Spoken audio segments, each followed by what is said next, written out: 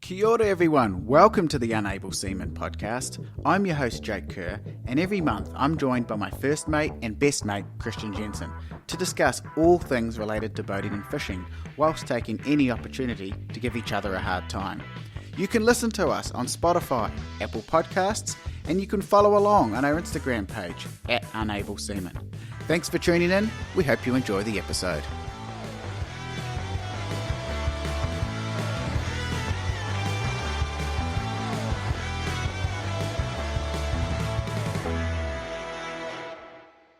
G'day mate, how are ya? Oh man, I never get sick of that, eh? I always hear it and I go, wow, this special guest, this Christian Jensen, he's so special, he comes every time. Yeah, we really need to think of a new opening. I'm always scared I'm going to muck it up actually too. Um, how are you, bro? Yeah, good. You gave me absolute arseholes last time for not getting out fishing, so I've been fishing. I've Nice, actually been 3 times since we last spoke. Caught nothing the first 2 times. Went out the third and pinned it. nice. Beautiful. We're gonna come back to that in a minute because I've also been out and I can't wait to rub it in your face how well I did. Just a I think I did better than you. I think I did better than you. We'll wait and see. I just want to say welcome back to all our listeners. Thank you for tuning in. Sorry we've been a little bit longer than we'd normally be between our last episode. Obviously with Michael Mig Rumney from Fishing and Adventure, which was an epic episode. I'm sure you'd agree, Christian. Yeah, man, that was cool. Good to catch up with him too, eh? It's like talking Yeah, to an old school mate. yeah. And the other cool thing too is we've had heaps of feedback from that episode and from the one previous as well with Flynn Jack. Yeah, he's So a cool we kid, eh? Oh man, and we've kept in contact since, and we really must go fishing with him as soon as we get out of these lockdowns. Mm. So yeah, we gave you sort of two back-to-back episodes there when we did the interviews one after each other. Then we've had a bit of a hiatus. We always promised we were going to do one soon after, but I've bought and sold a house in that time. Christians, what have you been doing in that time apart from fishing? Anything interesting? Oh, I've actually had a bit of time off work, recoup, recover, and relax and recharge the energy banks, eh? So yeah, it's been good. It's been good. I've actually done heaps. Yeah, You wouldn't bro. believe it. I changed the oil on my truck today. Oh, the Rodeo, how good. We both got the Stop it. same Rodeo, so we get excited about Yeah, these on the things. same podcast, have the same rodeos, Yeah. have similar shitty boats. Hey, speak for yourself. Okay. Anyway, so today's episode is we're going to come to a big topic towards the end once we catch up a bit about our fishing missions. Um, so we'll come back to that. But basically, I want to start with your fishing trip. Tell us about this one where you went out and caught probably something pathetic. I'm going to be honest. Oh, Um, ouch. Oh, yeah. oh, I, oh, burn. I just know that I had an epic trip, and I am gonna, yeah, I'm gonna win this Okay, one. But anyway, okay, where you whatever, go? whatever. Okay, so um, as you know, I'm in Wellington, and I have the choice of the South Coast, straight into the Cook Strait, West Coast, straight off out of Mana, out to, I suppose you could say, just we call it out west. West is best. Otherwise, you can go up to Kapiti and tickle around Kapiti Island. So there was this little gap in the weather. Little gap.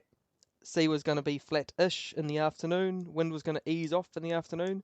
So I said to Mark, my father-in-law, let's go. And you could see his eyes. He's like, oh no, not with this guy. He's like, he always knows a big mission when he sees one.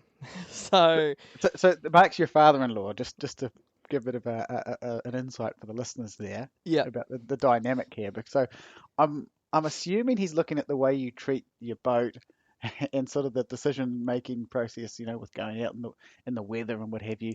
And I'm assuming he's sort of looking behind the curtain at your relationship, perhaps. I don't know, but continue. And he's like, whew, we're going to be out here. It's going to get scary. But it ended up being, as I had anticipated, an evening that was coming off. And I said, Mark, we're going out to Hunter's Bank. I am dead keen to bend my catch. What have I got again? A catch 150 to 250 jig rod with a spin reel. Yes, yeah. And I've been so keen. I've been so keen to get it out and just bend it with a big kingy. I've taken it out twice before and been dusted both times. I've only got a little 5,000 or 5,500 size Okuma. I can't remember the blue one. Azores reel. Yeah. And every time I'm just not quick enough. I should have the drag set, but you're just too keen, eh? And so anyway, this time we head out there, and I said, Mark, we're heading straight out, straight to Hunters Bank, 20-minute steam from Mana. And I saw there's a couple of other boats, only 2 other boats that day. It was a Sunday, and the tides were huge, big, big, big tides. And I didn't want to go to the main structure. The tide was heading out, which means it's coming from the north and heading south. So you always want to be on that up current side of the pinnacle. And I was Yeah. like, there's already boats there, so I'll go to this little secret pinnacle, which I took you to, Jake. That's where we landed our kingy Yes. Yep. last No. time. Yep. And the bait sign was huge, everywhere. First Nice. drop, straight into a kahawai. Second drop, straight into a kahawai. Mark, I was jigging. He was using Barry the bait and dragging, an 8-ounce sinker along the bottom and pulled up. Uh, he pulled up all sorts of stuff. Sea perch. What do we call Oh, those? Jock oh, Stewarts? Granddaddy Harpooker, Yeah, those orange Granddaddy things. Harpooker, where Yeah. they hold their mouth up the whole time as they come up. And it's Yeah. like 2 buckets you're dragging up from the depths. Bear in mind, we're in, 80 meters and it comes up to about 20. So he could be dragging these in from anything from like 50 meters easily. And then next drop, 2 stonking blue cod is what he got back Nice. to back. And I was like, There well, we this is all go. right. Yeah, okay, this is cool. And then I was like, he was always like, why do you keep, I just get my line down and then you want to like motor up and go back up and start the drift again. And I said, Mark, we're over the mark, mate. We got to go back. And he's like, So, this is so not what we. I'm sensing a dynamic here. Again, this is Christian's father-in-law. So there's an alpha male sort of situation going. So Probably. he's dropping his bait down and he's sticking loyal to it, and Yeah. you're there jigging and you're moving around. I'm And he's like, why are you I'm moving amazed so by the quickly? chemistry on the boat here. Oh, he wasn't stoked, about us moving the whole time. And I said, Mark, you got to put the effort in. He said, when I had a boat, we'd just anchor up in one spot. I'm like, yep, cool. And how many kingies did you catch? And for the listeners too, what sort of boat does it? I'm not going to call it a boat. What has he got, Christian? He's got a windjammer, bro. Not even a windjammer. I don't mind yachts. We love yachts on this podcast, but we do not love what he has. Tell the Trailer listeners. sailors. Well, hold on. Trailer. In all fairness, if we had no other boat besides his boat, I'm sure you and I would have epic adventures on it. No, I would rather take up It's a big macrame call. crochet or something. Oh, Macrame or however you say it. I wish I could hold you to that. Hang on. So you got to take this. We've just gone away from Christian's fishing story in a minute to have a crack at trailer sailors. At no point in my boating journey do I want to, first of all, look at the weather, hope it's right, and there's a real juxtaposition here because you want it to be flat enough to enjoy your day out, but those trailer sailors need about 50 knots to move because they're so poorly made and they're mostly heavy. Okay, so you got to find this weather window between that. Then you drag this thing down to the boat ramp, and they're Assemble heavy. your tent. And then you have to build your boat at the boat ramp Mhm. whilst trying to avoid getting electrocuted by any overhead power line. Yep. You got to Yep. get No, these I things, hear you. Yep. and then they always have a massively underpowered, dirty old two-stroke strapped to the back that takes about half an Actually, hour to get Mark's one moving. is a lovely little 4 horsepower Mercury 4-stroke. You're not selling the dream to me. But I mean, what, anyway, they sail like dogs. Anyway, forget we've about gone off it. on a trailer Yeah. sailor tangent. If in any, I would have a decent trailer sailor as my 5th boat. oh, yuck. Yeah. Anyway, back to your fishing story. Okay, cool. And then I looked at the sounder when we went for the next drift. So, because as you can imagine, you're looking at the GPS and you're trying to like drift down, and then I'll move over a bit to the east, drift down again, and you just keep sort of like a coordinate system, just Trying to set the drift lines, yeah. yeah, and you're like, Yeah. oh, that drift line, I got this fish, and I got it again. I'll just move a bit over, and I was kept shuffling over until I hit the money spot. Boom, fish on, and I was like, oh yeah, tighten that drag right up. This rod was bent 90 degrees, touching the water. I was Yes. like, oh yeah, beauty. Lost it, and I was like, okay, that's cool. That's cool. How did you lose it? Pull the hook? It just went. Or? Just pulled the hook. It just, how it just goes slack, and you're like, oh, Yeah. well, whatever, cool. Because I knew I'd counted 7 colours, and I was like, okay, cool. And I was easily up 3, and knew I was off the bottom when I hooked that fish. I would have landed it, but okay. But yeah, whatever, bro. Whatever, bro. And anyway, I didn't even wind again. Boom, fish on. Wow. And I was like, oh, sick. And you know when you feel it, Kingy, because you can feel those tail beats. Yeah. You're like, and this is a donkey. You got to remember, this is a 150 to 250 gram jig rod running PE2, Wow. Okay. 20, 30 pound main braid. This Yeah. is light stuff, eh? I'm Yeah. jigging with a 250 gram jig, so the upper end of it. And it was bent over, and I just kept cranking the drag because I was like, I learned from last time. And even then, I hand on the spool just every so often, just to, come on, turn around, you bastard. And this fight went on for a while. Mark looks over and he's like, holy shtuck, epic, what's going on here? You're on the bottom there. And I was like, no, it's a frickin' kingfish, epic. And he said, oh, where's your phone? I want to get a video of it. And so we got some footage, which is cool. I can share that with you. Nice. And I don't know, the fish, you know, how they always bloody, you think you've got them, and then they go on a blistering run again, and you think you got it again, and it goes on another blistering run, and eventually got it to so you could just see it in the water. You know, he just see that shimmer of silver, Yeah. and I was like, shit, this thing's like actually respectable. And we got it in the boat, and it would have been just under a meter long. Nice. Which Yeah, which is good for that area, isn't it? yeah, man. Like if you're landing a 15 kilo kingfish, that's pretty good, pretty damn good. Like really Yeah. really awesome. This would have been around that sort of 12, 13 'Cause kilo mark. just for the listeners, what we mean by that is obviously Christian is based at the bottom of the North Island. Mm. So for a North Island, a top of the North Island, that's I wouldn't say medium, but that's still a respectable size. But for Yeah. down there, that's a really special fish, isn't it? Yeah. Unless Yeah. you in the winter time, like I mean depths of winter, not we're coming into spring, where you get less kingfish, but you do get some donkeys, but Yeah. then few and far between. I suppose the only counter to that would be Flynn Jack in D'Urville Derval, Island would yeah, say, but but Derval's a special place, eh? yeah, It's a bit different that one. Yeah, yeah, because I'm sure it's he's probably screaming at this at the speaker now, going, it's like no, it's 15 not kilos true. of throwback in his eyes. Yeah. Yeah, Hey, but in all fairness, if you start using liveys, you naturally get bigger fish too. sure, But you know, we love mechanical jigging, and that we do. was oh, it was fantastic, man. Yeah, And then I got the land of the fish, hurrah, hurrah, blah blah blah. Um, I left my chili bag, you know, those big tuna kingfish yeah, chili bags. Left it at home, so I was like, oh well. So I gutted it and threw the guts overboard because it's way down the drift, so it didn't matter. I don't like to throw and bleed fish over your jigging spot because it attracts yeah, sharks. yeah, absolutely.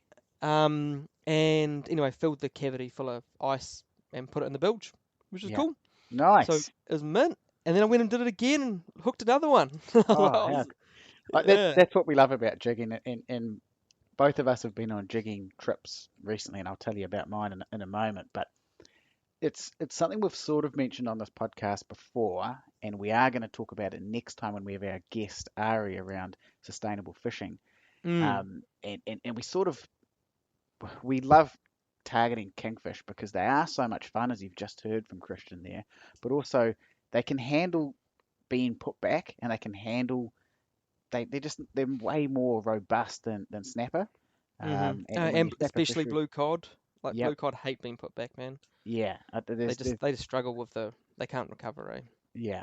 Well, so I was really lucky to get out for my trip too because it was the Yeah, first but weekend of the you school didn't, holidays. and you didn't come to the west coast in the end. No, we didn't. So I said to Christian we were going to go out of Raglan. Last minute, we made a last minute call, my friend Stu and I, and we went out of Tairua out towards the Aldermans. Some And pins you there. said it was pretty calm, wasn't it? It was a 10. It was a 10 on the Swell Swell Map map. app, and I've never seen that. And without a word of a lie, I know people say this all the time. You could have water skied there. You genuinely could have water skied there. So I went to these pins. I had none of my own gear, so my gear is all trapped in the Bay of Islands up north with Oh, my of parents. course. Because you're going to Um, head there over the school holidays, eh? I was hoping to head home, of course, lockdown. Because I had, we got the new Huntsman as we spoke about on last episode. I had all these trips planned. Obviously, couldn't get there. The only way would have been to fly, and good old Air New Zealand decided to hike the price up.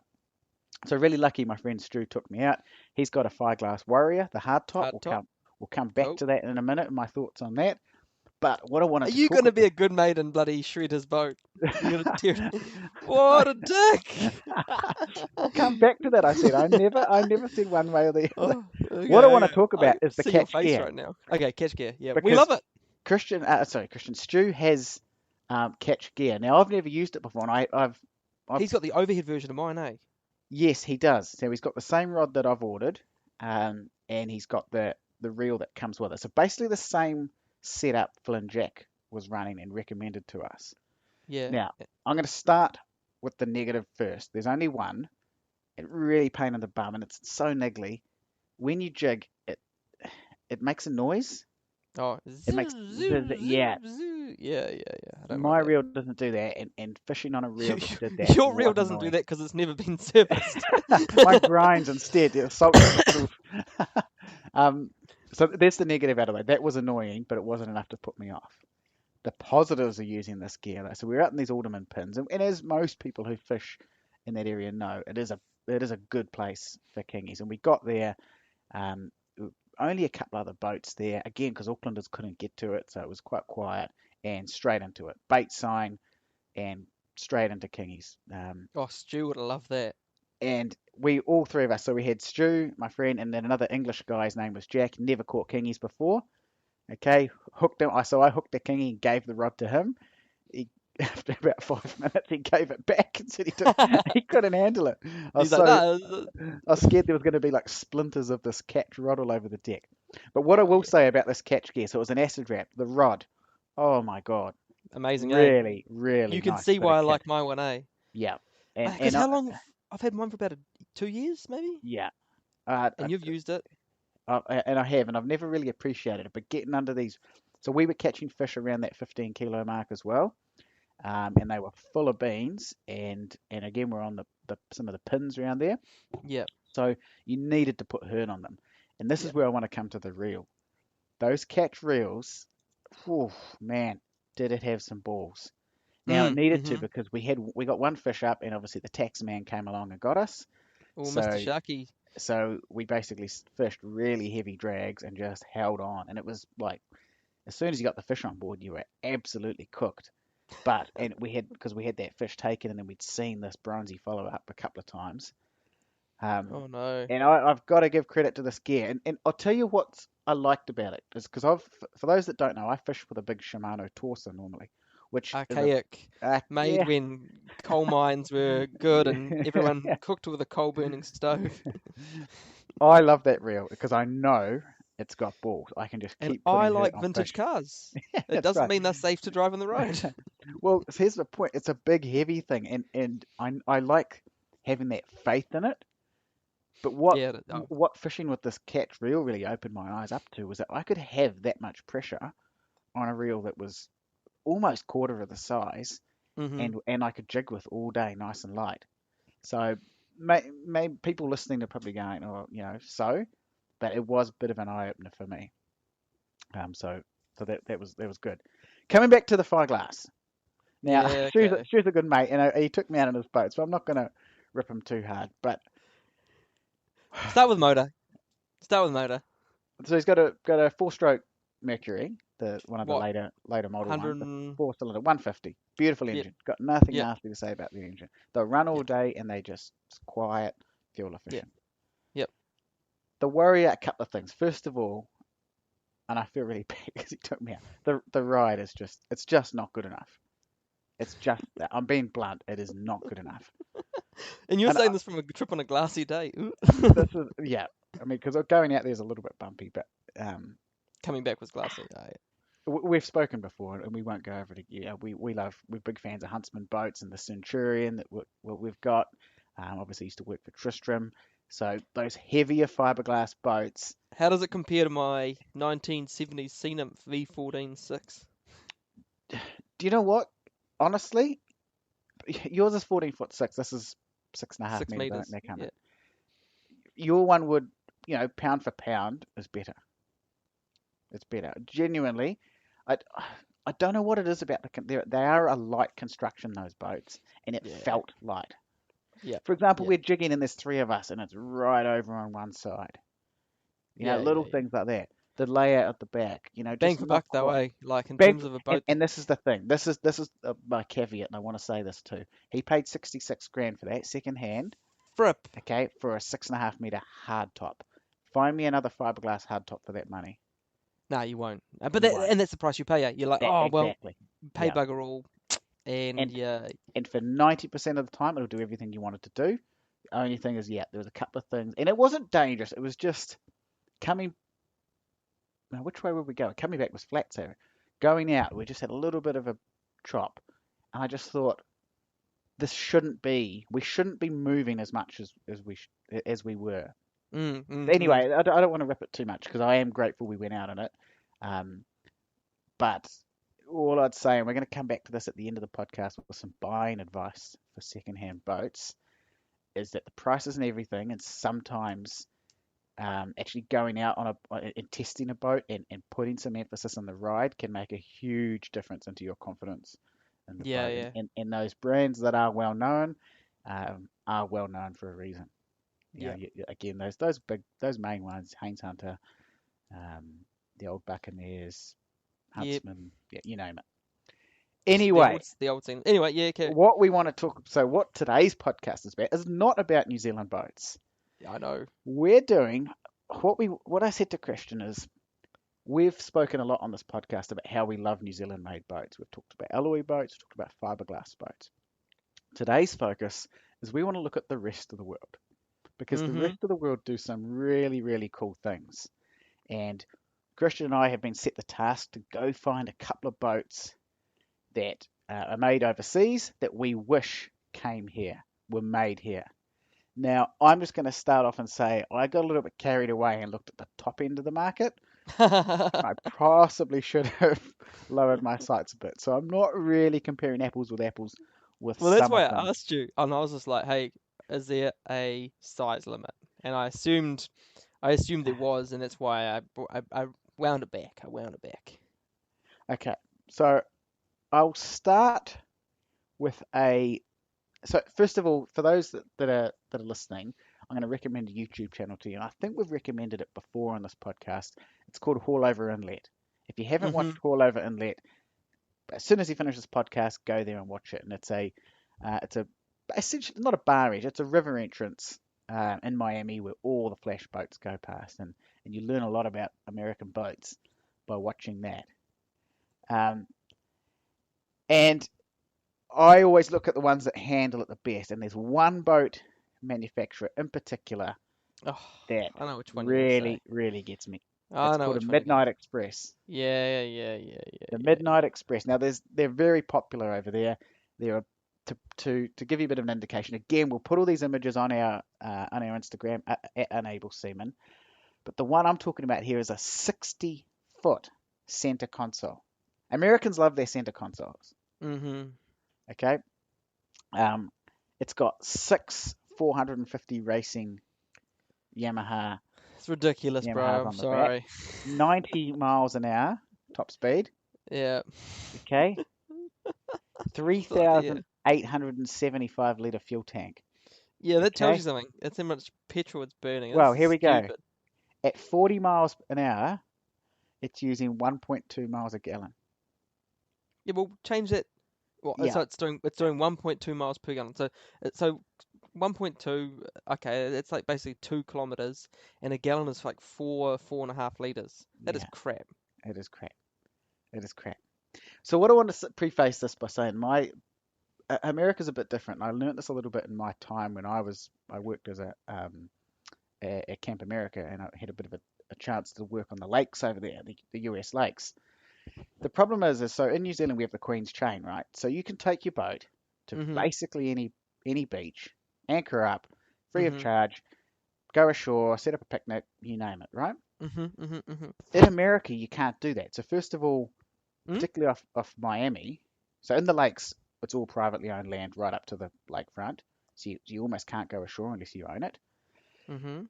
On the coast, in places like Miami, there is no beaches really suitable to pull up to. because it's all those Really? waterways which you can sort of pull up to, but they're not that nice, or you're into the sea. So what they tend to do is do big trips across to Bahamas or some of those islands that are just off the south coast of the states there. So you need big horsepower to run there. You need a big boat to get across there. And Mm-hmm. also the boat actually needs to be the destination. Right. That's why you see these boats fitted with coolers and cup holders and everything. The layout is a social layout. So, Yeah. so that's one major difference here. Okay. Yeah. Okay. Okay. Fair call. Fair call. They also, if you've got four 450 Mercury Racing R motor, whatever's, that is frickin' stupid. So Okay. you're gonna be poor by the time you even get out of your bloody haul over inlet. Okay. So riddle me this then. Why would you not have that over it? So that the comparable boat here would be like a Riviera. Yeah. Or what did Flynn Jack say? What was that boat? He had that Viking. big Viking. They're an American-made boat as well.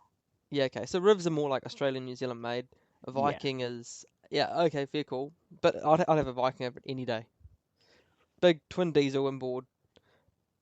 But the, Okay. I the can't thing, I can't do 90 miles an hour, but I can do like I don't know 30. And I'm yeah. comfortable as heck, and it's still sexy, and it costs like a fraction of the price to get there, and a fraction of the price to have. How much are those motors are like? What are they? Like 60 grand each? Oh, bro. Yeah. I'll tell you about a boat in a minute. This is just my opening remarks. This boat. Give me the Okay. next one. Give No, me no, the I'm next not one. because there's something else I want to look at here, and I think when you a lot of these boats are accused of not being fishing boats, which I actually find rubbish because they're big center consoles. They've got fishing room all around them. You look at something like a Riv, for Hmm. example, the only fishing area is that bit out the back. Now, depending Yep. on the size, is obviously there's room out the back. These you can actually fish all the way around. You're not selling them, mate. They They are have a stupid. they have a they have a whole lot of area to do all sorts of things on. Yeah, Okay, but also another it's Miami. They have like different weather to us.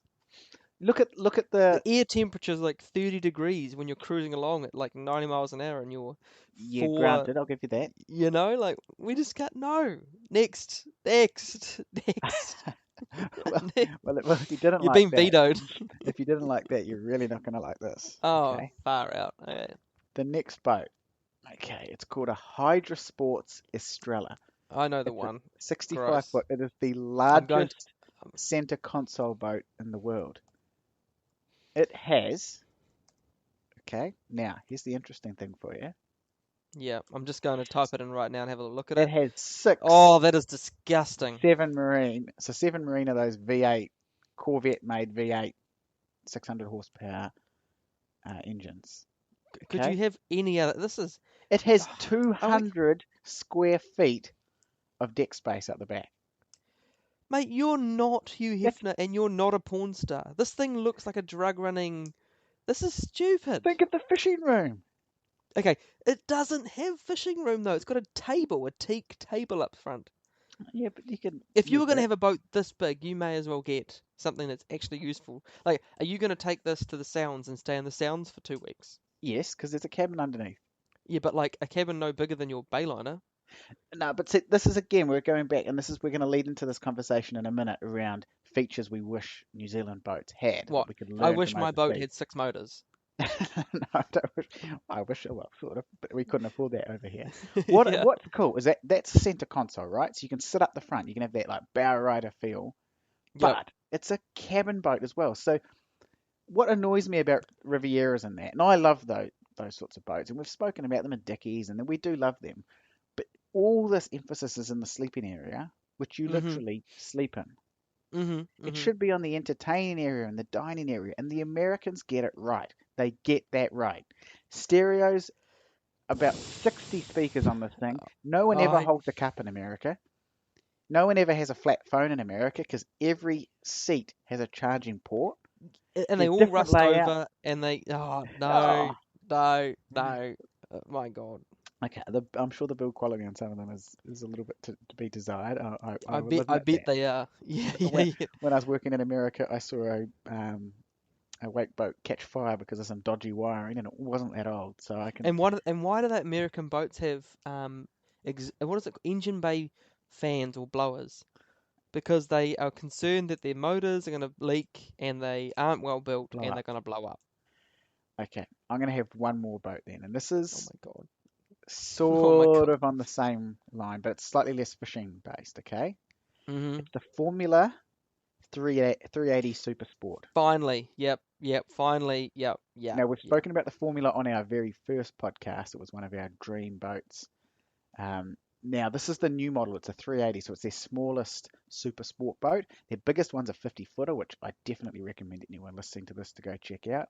Epic Mhm. boat, but just way out of what we could do here in New Zealand. The Mhm. interesting thing about this boat, okay, so again, it's a big cabin boat, but with a bow rider. So we've just all those reasons we've just listed about a day boat. Still got a hard top, okay, so you can got the enclosed feeling. You've got a big kitchenette. Just Yep. amazing the different features that you can get into one boat. But here's the interesting thing. They've now made it so you can fit two of the V12s. Okay, two of the Mercury V12 outboard engines. Which are frickin' big motors. Well, yes, but here's the interesting thing. I've been watching a few reviews. So we first spoke about these outboards in a previous podcast. What I've since learned, and possibly should have known at the time, they've got two gears. Oh, So they actually change gear. They've got an automatic transmission in them. shit. So the fuel burn drops the faster you go. So Wow. so what they do is they get up on the plane. So the most economic speed. Just checking my notes here for that Formula 380 is 40 knots because it gets up and you can see it. I've watched these videos. The outboard changes gear and goes into like an overdrive. That's epic. Bro. So suddenly these Americans aren't as silly as you're making them out to be. Oh yeah, I'll give you that. I'll give that's pretty cool. That's pretty cool. That's pretty cool. That's pretty That's really cool. cool. Okay. I I dig that. I dig that. Okay, okay. And I'm Cool. going to just one more feature about American boats that I really, really like. And in fact, no, I'll save it. I'll save it for you. Tell me your boats, and then Okay. we'll come back to features we wish Uh, New Zealand boats had. okay, I've got two and one's fiberglass and one's aluminium and we've got monohull and also obviously catamaran. A catamaran, okay. Yeah. You're So just Craft. Oh, you're not sorry. going to be talking about a Sea King, have you? No. Okay, just before you start. So listeners at home, Google Sea King boats. What someone's done is Oh taken a no. Stabicraft, sent it to China, Oh and no. there's a company called Sea King making Stabicrafts. Oh, Ab- I've heard about these, man. Absolutely ripped them off. Yeah. But they Stabicraft tested one, and it was no good, eh? Oh, I don't doubt for a second they're crap. But Like, how is that legal? you can do anything in China, man. Don't even get me started on that. There's a Yeah, great podcast called yeah, The Red Line, and I think everyone should listen to it. yeah. Um, it's an eye opener. Okay, That's all I've got to say. Holy righto. cow. Anyway, Yeah. sorry to interject. I just didn't want me to be mentioning that bloody rip-off. Anyway, the boats you have No. chosen. Okay. Okay. So Craft. You heard of them? No. Okay. What the great thing that Australians do is they go, well, don't need a windscreen. Because I don't know why they just decided they don't need windscreen. Instead, their windscreen is fiberglass painted black. Looks sick. Cool. I dig that. Can't see through it, which is a little bit no good, but that's okay. And then they get this boat which might be about 20 foot, and they say, oh, what would you normally have on it? 140, 150 horsepower. Well, I want two of those. Maybe I'll even put on 200 horsepower. And so the way they test a boat is by sending it over the biggest wave they can, and they see how airborne they can get. And that is what Craft is all about. The two boats that I like, the bigger one, the Villain, and the smaller one, Gunshot. The little Gunshot's like 19 foot, or I think it might even be 17 foot, and it's got 150 or some of them have 175 Suzuki on the back, Wow. and they just send them, and they look epic from the outside. Admittedly, inside they are gel coat, and that's about it. No So, seats so the and big fish finders. yeah, and this is where I'm going to jump in here. So I went with American boats, which are fantastically finished. The build quality Yeah, might we won't pick away at that too much, but the finishing and the some of the ideas that they show in their boats is class leading. yeah, Australian boats, in my opinion, are what New Zealand boats were 25 years ago. yes. They're just big, heavy for no reason. I had no features on them. Just going back to the twin outboard thing. Now, correct me if I'm wrong here, but I know in South Africa to go a certain distance offshore, you need twin outboards. It's like a prerequisite. Yeah, but we're not in South Don't Africa know, now. no, but I'm saying I don't. Just you said a lot of them have twin outboards. I wonder if the same rules apply in Aussie. Maybe, Maybe, yeah. I can't maybe. comment on that. I don't know, but why do you like Aussie boat? Yeah, this would be classic you to like something that's just a big fiberglass shell with nothing in it. Because I How many like cup it. holders? I don't know, don't have a clue. None. But it's got a really big motor on the back, and it takes you and a couple of mates, and they do shit like, how quick can we get out to our fishing spot? That's part of the day. And they That's all have like that's very 25-degree American. V hulls, like super deep V, unstable at rest, but who cares? They can go fast out to their fishing spot. Now that's cool. And so why do you think New Zealand needs that? No, you didn't say why New Zealand needs. You just told me to find boats that you like that are not from New Zealand. Okay, I did do that, but my question to you now is why does New Zealand do that? If I'm so to answer that question for me, I look at the New Zealand boat market. We build some epic products. We've already spoken about that. But the Americans are so far ahead of us with like new ideas and like you know, a seat that can be three different positions to make three different layouts Oh yeah, and I give you that, and yes, I give you that the coup de craft may not be that so practical why do we need or it? well, sometimes you want to have the biggest stick at the boat ramp and say I can go real fast, Yeah, and that's yeah, it. okay, Like, why do you need six motors on the back of your American-made Riv thing? because you're running it to Cuba or something and you I can run mine to Cuba, and it's 20 foot long, and I can probably outrun a Iroquois helicopter. you probably could. And so could the the You know, Americans. There is a similarity here in that they have massive horsepower, which they don't need. and But you have cup holders, and I don't, but that's Amer okay. I think Americans can justify their outboards more than Australia can, though. Oh yeah, I'll give you that. Do you want to know the next one? Yes, I do. Okay, aluminium, about Okay, 25 foot, 7 meters, whatever, give or take. Catamaran. okay. Okay, have you heard of motor boats? Do you like it? It's actually spelled Moda, but I always thought if you say it quickly, motorboat, And what about but right? it's Moda, so motor I had boats. something else going through my head there, but yeah, And they got this one here called the C series or whatever it's yeah. called. I'm And looking at it. Is that the one with the kid sitting on the roof? uh, well, is that the one that I sent you in Messenger? Yeah, yeah. No, no, that's another one. That's Okay, about what New Zealand boats need. Here, I'll send okay, it to your Messenger right now. okay. To Send that to Jacob me. So, Reiske. Boom, there is motorboats. okay. So why do we need this? Why do you like this? Okay, so catamarans, naturally, they go pretty quick for less amount of horsepower. Yeah. You got big wide beam, stable at rest. Um, they handle like a moderate chop really well, which is what most of us go out in. Um, and you get a lot of fishing platform for your width, like a lot of fishing platform for how long the boat is. Yeah, okay, I'm with you. Yeah. You got a big deck at the back, huge, wide bit of real estate at the front that you can put stuff on, and mate, have a look at it and go, Yeah, okay, I'm feeling you. I just having a look at this one here, and again, we will post these to our at Unable Seaman Instagram page, so you can follow along at home. But this makes more sense than the last one, that's for sure.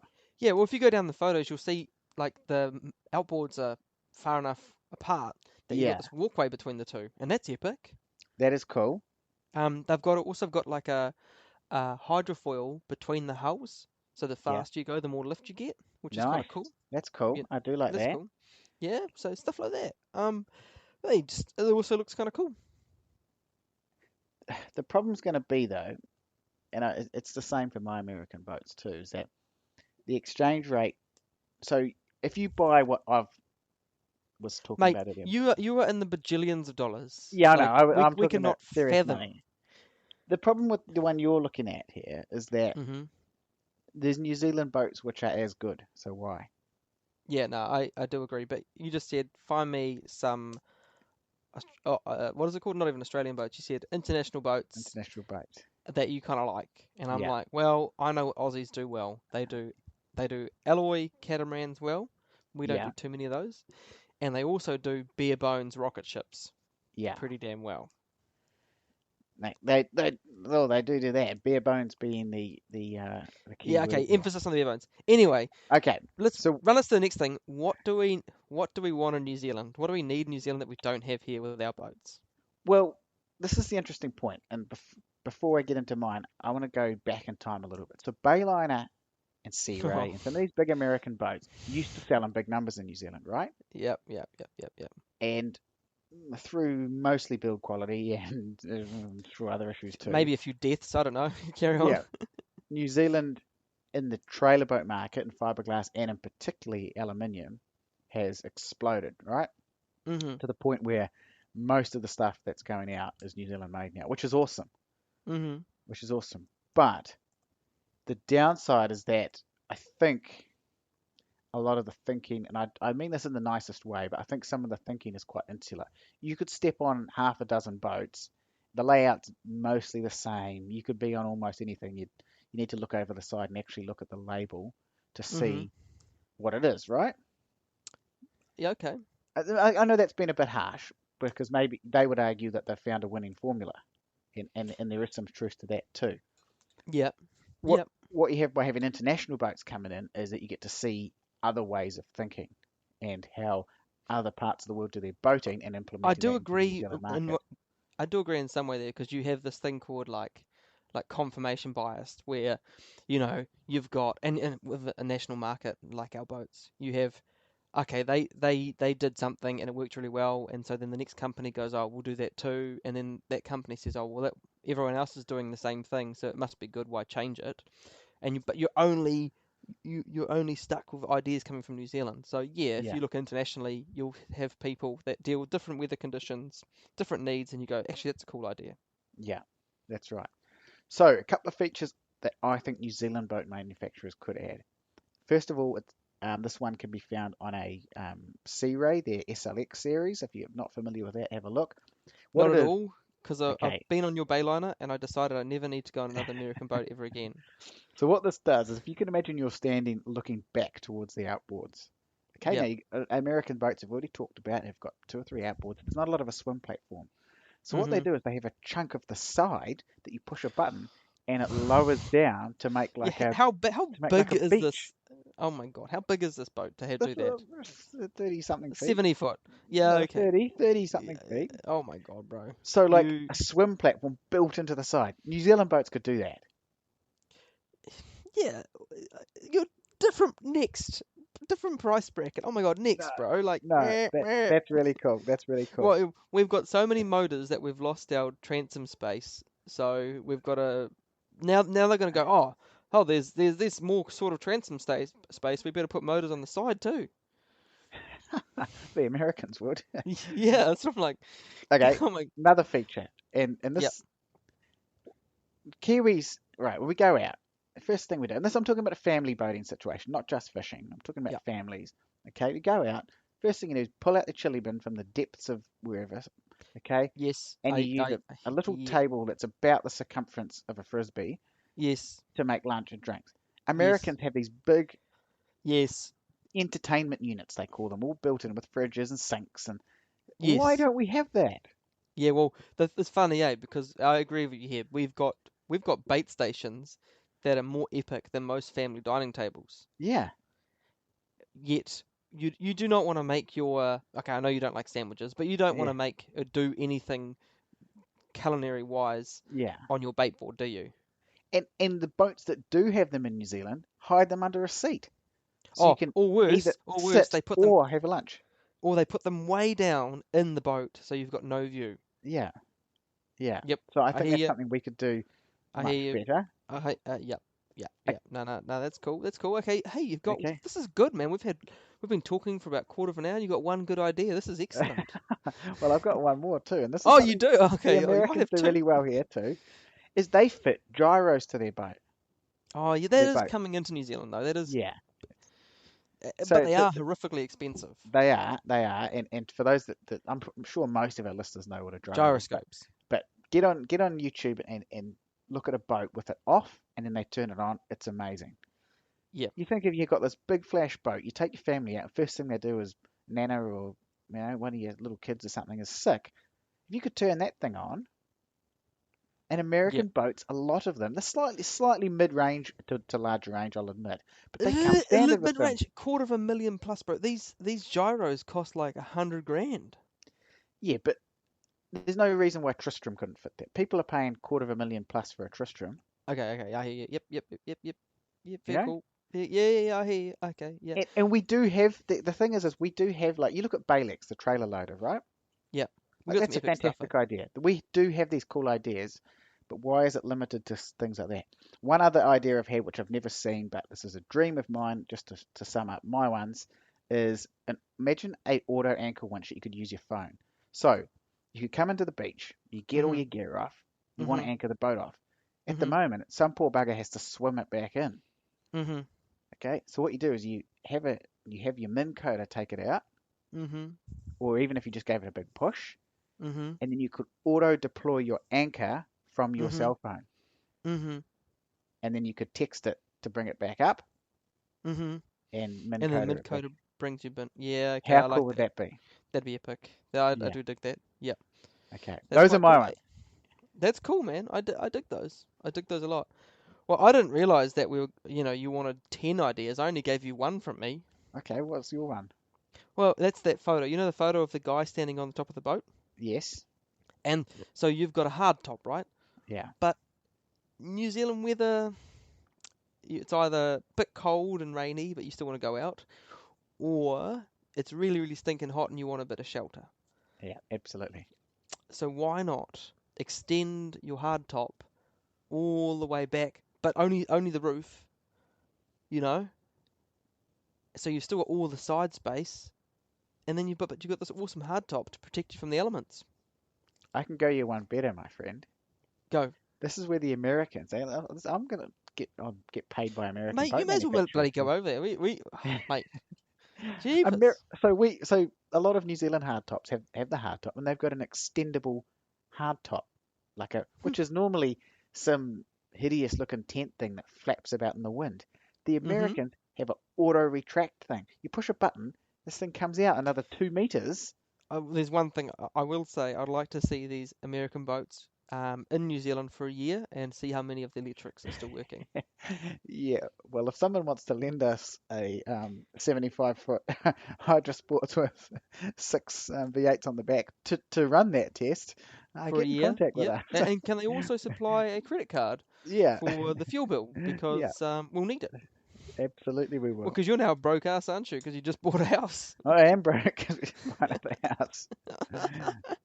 That's why Oh John, if god. John, if you're listening from Catch Rods, I know he tunes in every so often. That's why I haven't bought that rod off you yet, mate. Oh, yeah. Oh, tell John I've got to buy some stuff off him for the Okay, Derval Island mission coming up. well, we'll get onto that after this. So Yeah, that's basically all I had in terms of ideas. Um, how are we going for mate. time here? Well, I know my partner just rocked in and said it's dinner time, but for you, Jake, I'll stay on a bit longer. You're a top man. It's not actually for me. It's for the listeners. It's for the Oh, listeners. for the listeners. And I've run out of my beer. I Yeah, had a Max Rockaway Hazy Pacific Ale, and it was beautiful. yeah. That's a classic Wellington beer. Thank Too you. snooty for just a good old Corona or a Lion Red or Nah, nah, something. nah, nah. Yeah, yeah. Okay, I'll be honest. I do dig a Spates, and I often get funny looks when I drink those in Yeah. Wellington City. You would in Wellington. It's not very Wellington at all. Yeah, but I do dig a Spates. I even, you know what? I like a cold tui.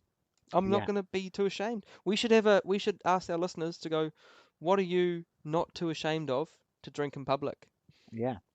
Yep. I know what DM you'd us say, on Jake. Instagram. You, Yeah. you would have one of those tattoos. You remember that green drink? Oh, yuck, Purple guana. yeah. I don't mind a sip, brother. That's what you would drink. No, you would have one of those. You'd have a mud shake, wouldn't you, bro? I know Oh, you. yuck. Anyway, we've got a new feature we're gonna run um, this this month, and we are going to run it from now on.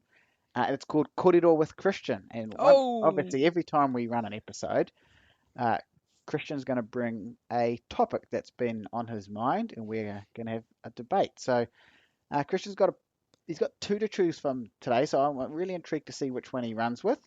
okay, Um, okay. And we'll and save the other one for next time. I'll save the other one for next time. Okay, so we talked about this.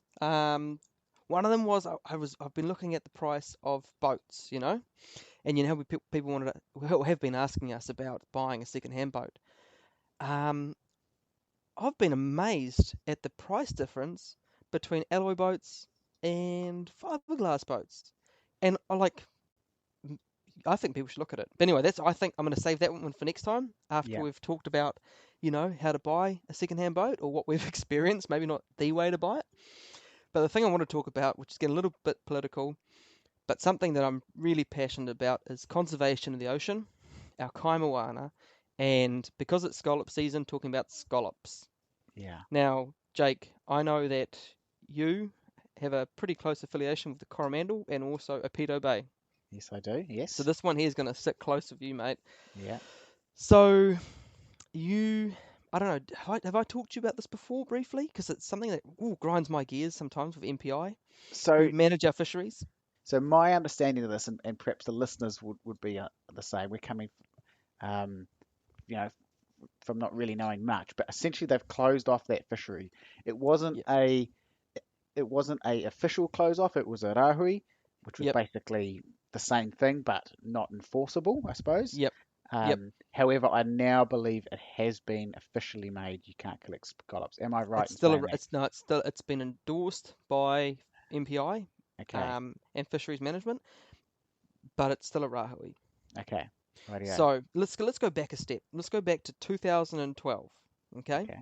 there was an article on 2012 where a marine scientist believes they had uncovered a mother bed in the Firth of Thames, Coromandel, so that's between Auckland and Coromandel Peninsula, Yep. of scallops. Now they couldn't confirm it was a mother bed, but they suspected it was a mother bed because it was huge. It was hectares in size. The total allowable catch, TAC, for the commercial guys, and let's be honest, also it should be for recreational too, but that aside, was 22 tons that year and the year before, right? They decided, the wise people in MPI, that that they would increase this total allowable catch from 22 tons because of this newfound um, few hectares of scallops to 325 tons for that year alone. Holy shit. Holy shit, eh? Now, fast forward to 2021, we now have a massive issue with our population of scallops. Wow. Can you just see what we're dealing with here? I read that and I was like, holy shit. I remember 2012 and reading this article going, that doesn't seem like a good idea. I reckon they should probably leave our total allowable catch alone because those scallops probably, how they feed their spat, their Yeah. juvenile scallops out into the ocean currents, and they probably populate all of Tamaki Makaurau, Yeah. Auckland, and the Coromandel Peninsula.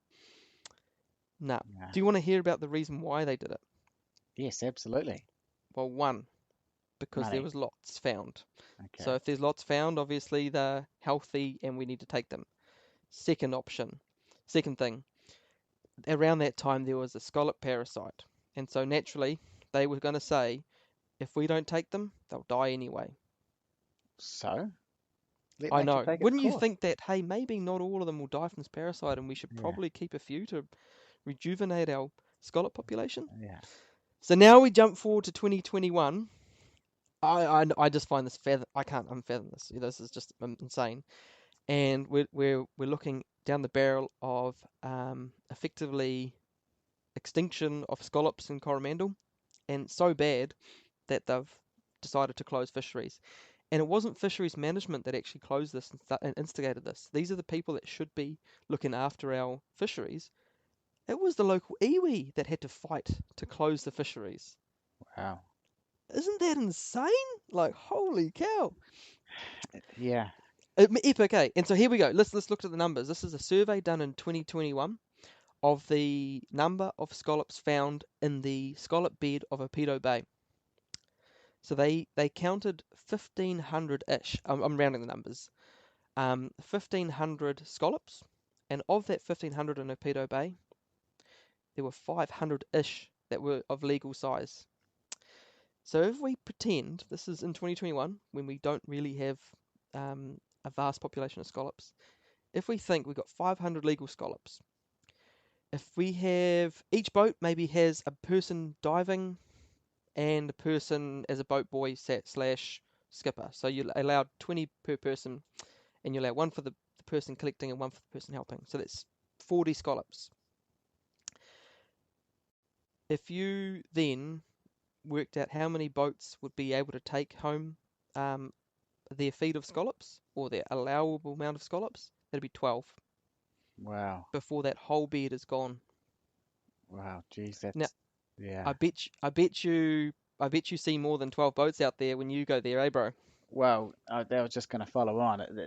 And I know it's been closed for I think it's 2 years now, and I absolutely support that because my in-laws live at Opedo Bay, and there's been days where you literally could have walked across boats out there.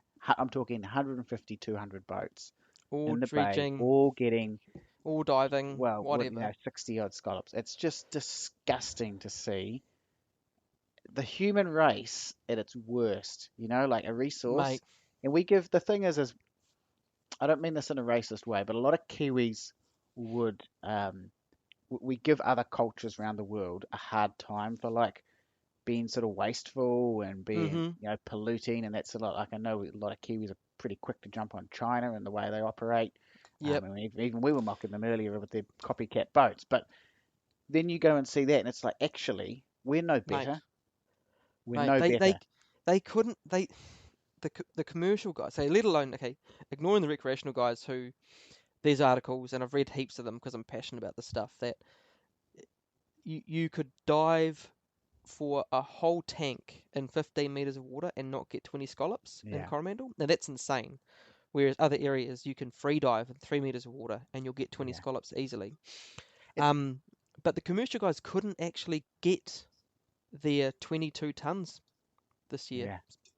or last year, sorry. They just weren't there. No. And they came out and said they were reducing their quota or reducing their catch because, making it like it's a good thing. They couldn't catch them. They couldn't catch them. They So couldn't yeah, catch and Yeah, what I find disgusting is we entrust the protection of these resources to a government agency, yeah, and you expect them to be proactive. Um, absolutely. but this doesn't seem like it's proactive, especially if the local iwi have to fight Yeah, for this resource to be closed off. absolutely. Yeah. And I'm So, just a final note on that too. I was told that before the Rahui went in place, one of the major problems too is that no one had actually conducted any research out there for I, I can't remember how many years now because I've only been told this sort of secondhand, but my understanding was there was a 10-year period perhaps where no one did any data collecting on how many scallops were there and if they were getting hammered or not. mm, And I think this topic really nicely leads us on to next month, where we're going to have a guest on board, another guest. We've got the feedback that people really like when we have guests on. Bit we of a have diff friends. Yeah, we have friends, but bit of a different tangent next month because we're going to have a good friend of mine and Christian's as well, Ari Spixma. He's a marine biologist who does a lot of work in the Hauraki Gulf, Hmm. and he has unfortunately got a pretty grim picture of how the Gulf looks these days. So we're going Yeah, to get man. him on and pick his brains. Um, that's going to be a really cool episode. It's going to be a little bit different because normally we take the piss out of each other for about an hour and Yeah, occasionally yeah. talk about a boat. Next one, I think it's going to be quite somber because the reality is we can't keep going like this. Nah, mate. Nah. Um, And it's really cool to start seeing it with people, how they limit yeah, their catch, yeah, not and catch the limit. yeah, catch. And we were talking about that with Kingies earlier. I mean, I know Auckland's been in the lockdown, and in some ways it's probably the best thing for the fishery, particularly in this breeding time. And yet on Saturday, the walls were let down. Jacinda said you could go fishing, Mm-hmm. and I follow a lot of pages on Facebook. 2-3 hour waits at boat ramps to get in the water. Now, Oh, now, awesome that people are getting out there, right? We're absolute hypocrites if we say we don't. Nice weather, get out, use your boat, go fishing, awesome. But as you say, like what was the saying you just said? Catch your limit, limit your catch, not limit catch your your limit. catch, not catch your limit. And there needs to be more of that because we And are mate, absolutely buggering it. and put it this way. So when I went out, we're talking about our fishing trip. Yeah, We got 2 blue cod. We then got 1 kingfish, and we did a bit of a bait fish, and we got a gurnard. And once we caught that, I was like, "Oh, Mark, we've got enough for a feed. I don't like freezing fish.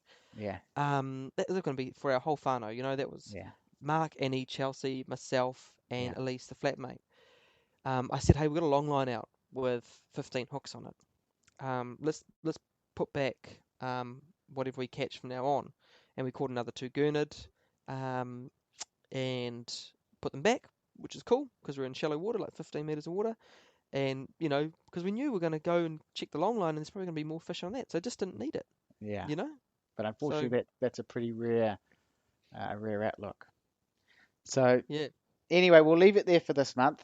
Thank you so much, everyone who's tuned in. It's finishing on a bit of a dampener, but it is an issue that both of us are passionate about, and I'm sure and it's Christian's cool to mentioned have before. Ari coming next month, eh? Yeah, so that's going to be a I'm really real cool excited about podcast. that. So make sure you tune in for that one. I also just want to say shout out to, I forgot to mention at the start, Unable Seaman Podcast now has a producer, Aidan, who is behind the scenes making us sound better. So I'm really looking forward to particularly see what he can do with you, bro, because cracky, I don't think there's any technology in the world that can cut some of the crap that comes out of your mouth. But Yeah, I think it's a mute button, but yeah, whatever.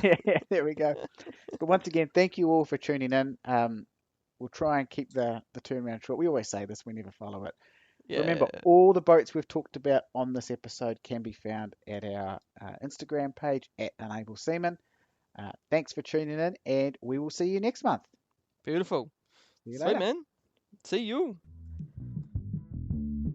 Congratulations, you've made it to the end of the podcast. Christian and I would like to take this time to thank our listeners for all their support. Remember, you can follow along with all the topics we discuss on our Instagram page at Unable Seaman. We love hearing from you, so either DM us on that platform or email us at unableseaman@gmail.com. Once again, thanks for listening, and we'll see you next month.